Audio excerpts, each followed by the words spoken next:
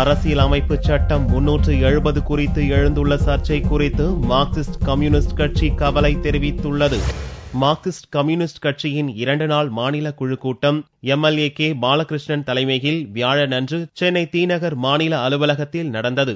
இக்கூட்டத்தில் அகில இந்திய பொதுச் செயலாளர் பிரகாஷ் காரத், தலைமை குழு உறுப்பினர் கே வரதராஜன், மாநில செயலாளர் ஜி ராமகிருஷ்ணன், மத்திய குழு உறுப்பினர் டி கே ரங்கராஜன் மற்றும் மாவட்ட செயலாளர்கள், கட்சியின் முக்கிய நிர்வாகிகள் உட்பட 80க்கும் மேற்பட்டோர் கலந்து கொண்டனர். முன்னதாக செய்தியாளர்களிடம் பேசிய Rajya Sabha MP D K Rangarajan, புதியதாக மத்தியில் அமைந்திருக்கும் ஆட்சி அரசியலமைப்பு சட்டம் 370 பற்றி தெரிவித்துள்ள சர்ச்சையான கருத்துக்கள் சிறுபான்மை மக்கள் மனதில் கவலையை உருவாக்கி உள்ளது என்று கூறினார். புதிதாக மத்தியில் அமைந்திருக்கக்கூடிய ஆட்சி சில அறிவிப்புகளை செய்ய தொடங்கி இருக்கிறது. உதாரணமாக அரசியல் சட்டத்தினுடைய 307வது பிரிவை பற்றி எல்லாம் பேச துவங்கி இருக்கிறார்கள். சிறுபான்மையினுடைய மனதில் மிகப்பெரிய கவலையை இந்த அரசு உருவாக்க துவங்கி இருக்கிறது. இவைகளை குறித்தெல்லாம் இந்த 2 நாள் கூட்டத்தில் நாங்கள் விவாதிப்போம். பிறகு கட்சியினுடைய மத்திய கமிட்டி கூட்டம் அடுத்த மாதம் 7-8 தேதியில் டெல்லியில் நடக்கிறது. இந்தியா முழுவதும் இருக்கக்கூடிய நிலைமைகளை குறித்து அதில் பரிசீலிப்பார். லோக்சபா தேர்தலில் இந்திய கம்யூனிஸ்ட் மற்றும் மார்க்சிஸ்ட் கம்யூனிஸ்ட் கட்சி ஆற்றியிருக்கும் பணிகள் குறித்தும் தேர்தல் தோல்வி குறித்தும் இக்கூட்டத்தில் விவாதிக்கப்படும் என்றும் ரங்கராஜன் தெரிவித்தார்.